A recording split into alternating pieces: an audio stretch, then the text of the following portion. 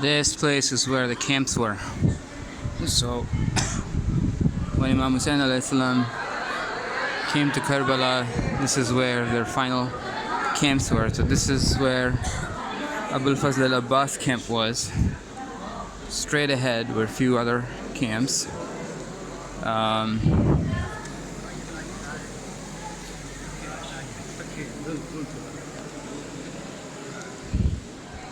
All around here were camps. Straight ahead was the camp of Imam Hussein alayhi salam himself. It was just a pitched tent. You know, imagine 1400 years ago what the tents would look like. Nothing modern, but big enough to accommodate a family. And so this right there is where his camp was. And then they've turned it into a mausoleum here. And that mausoleum here has different camp locations. And so if you continue to move around, straight ahead is where the camp of our Imam, the fourth Imam, Imam Ali Zain al-Abidin alayhi salam was. This is where his camp was. And I believe Sayyidah Zainab's camp was also right there, if not around it.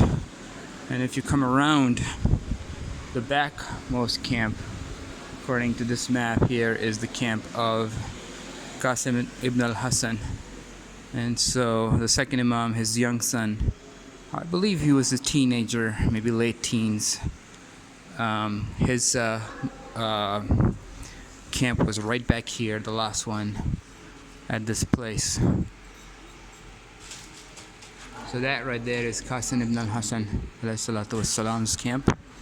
And so if we turn around, and then everything around it is primarily just, turned into a prayer place and rug. But straight ahead, if you're seeing what I'm seeing right on the wall, is a depiction of what that battlefield may have looked like.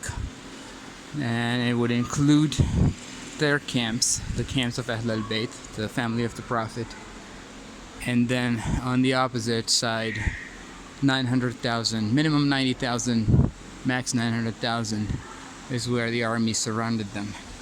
And so where we're standing right now is right there where the camps are. They call it Khaima Hussaini, the camps of Imam Hussein's clan. And then that right there is his 72 companions right in the middle, and they're surrounded by the enemies of Imam Hussein. And that is the canal I was talking about. I've made some videos about the canal, where the Abbas al-Islam took charge, went right through here, into the through them, without even having a sword on him. He cut through those because they were so afraid of him from his previous battles. They didn't dare cross his path. But then when they did realize that he had nothing on him, that's when they attacked him. And then somewhere over there is where they struck him a few times.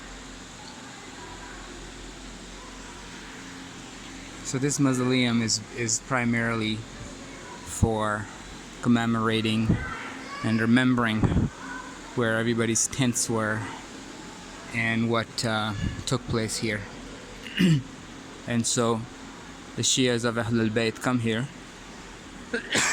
Excuse me. The Shias of Ahl al-Bayt come here and they do their prayers and give their condolences and lament, and just commemorate, just memorize the whole scene in their heads, and they talk about events over and over.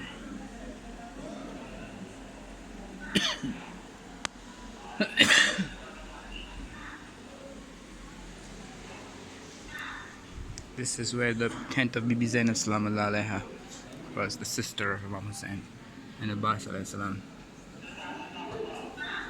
The one who took battle ahead of her, even being captive by the enemy.